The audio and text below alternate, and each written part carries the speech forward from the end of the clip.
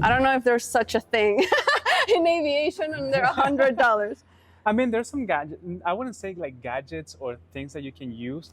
Something very popular that you must have I mean, a flight bag. You can find a flight bag for under $100.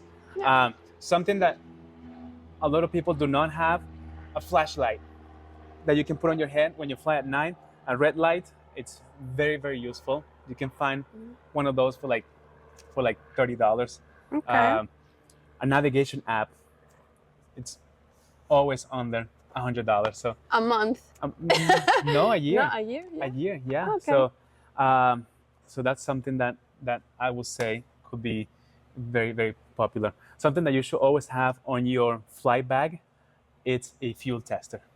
Doesn't matter where you go, you have to have it on your airplane or on your flight bag. So it's very, very useful. Even if you just pumped, you should always check your gas because you never know if there's water on those pumps.